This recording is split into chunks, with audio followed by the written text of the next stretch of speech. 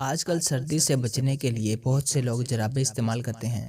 جرابوں کے ساتھ اکثر زیادہ دیر تک بوٹ پہنے جاتے ہیں تو بعض لوگوں کے پاؤں سے عجیب سی بدبو آنا شروع ہو جاتی ہے۔ اب مسئلہ یہ ہے کہ کچھ افراد بوٹ اتار کر اسی طرح بدبو والی جرابیں لے کر مسجد میں نماز پڑھنے آ جاتے ہیں، جس کی وجہ سے مسجد میں بھی عجیب سی بدبو پھیل جاتی ہے۔ تو ایسے افراد کا بدبو والی جرابیں پہن کر مسجد میں آنا کیسا ہے؟ جواب: مسجد اللہ پاک کا بابرکت اور پر عظمت گھر ہے۔ اس کی تعظیم اور اس کے آداب کا خیال رکھنا ہر مسلمان پر لازم ہے۔ مسلمانوں کو حکم ہے کہ وہ مسجد کو پاک صاف رکھیں اور ایسا کوئی بھی کام نہ کریں جو مسجد کی تعظیم اور اس کے آداب کے خلاف ہو۔ اور جہاں تک سوال کا تعلق ہے تو یاد رہے کہ مسجد میں بدبو والی جرابیں، پاؤں یا ان کے علاوہ کوئی بھی ایسی چیز لے کر جانا جس سے مسجد میں بدبو پھیلے ناجائز اور گناہ ہے۔ حدیث پاک میں اس سے منع کیا گیا ہے، کیونکہ یہ مسجد کی تعظیم اور اس کے آداب کے خلاف ہونے کے ساتھ ساتھ انسانوں اور فرشتوں کی ایذا کا باعث بھی ہے۔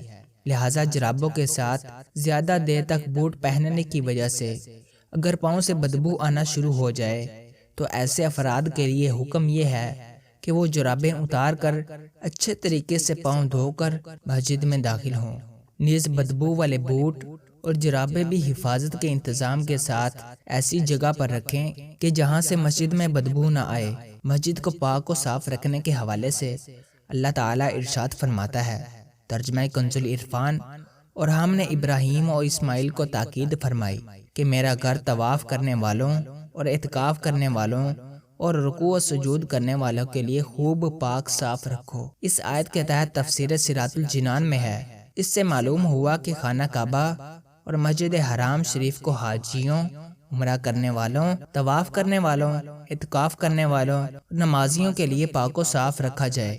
یہی حکم مسجدوں کو پاک صاف رکھنے کا ہے، وہاں گندگی اور بدبودار چیز نہ لائی جائے۔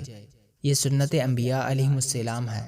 حضرت عائشہ رضی اللہ تعالی عنہا سے مروی ہے کہ حضور صلی اللہ تعالی علیہ وسلم نے محلوں میں مسجدیں بنانے اور انہیں پاک صاف اور معطر رکھنے کا حکم ارشاد فرمایا۔ مسجد کو بدبو سے بچانے کے متعلق سنن نسائی میں حضرت جابر رضی اللہ تعالی عنہ سے مروی ہے۔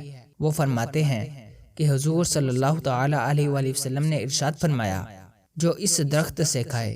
پہلے دن آپ نے لہسن کا فرمایا، پھر لہسن، پیاز اور گندنا یعنی لہسن کے مشابہ ایک بو والی سبزی کا فرمایا تو وہ ہماری مسجد کے قریب نہ آئے، کیونکہ انسان جس چیز سے تکلیف محسوس کرتے ہیں فرشتے بھی اسی سے تکلیف محسوس کرتے ہیں۔ اعلیٰ حضرت رحمۃ اللہ علیہ سے مسجد کے قریب استنجا خانے بنانے کے متعلق سوال ہوا تو اس کے جواب میں ارشاد فرمایا، مسجد کو بو سے بچانا واجب ہے، ولہٰذا مسجد میں مٹی کا تیل جلانا حرام، مسجد میں دیا سلائی سلگانا حرام، حتیٰ کہ حدیث میں ارشاد ہوا مسجد میں کچا گوشت لے جانا جائز نہیں۔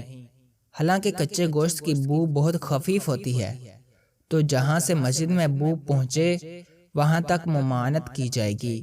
یہ خیال نہ کرو کہ اگر مسجد خالی ہے تو اس میں کسی بو کا داخل کرنا اس وقت جائز ہو کہ کوئی آدمی نہیں جو اس سے ایذا پائے گا۔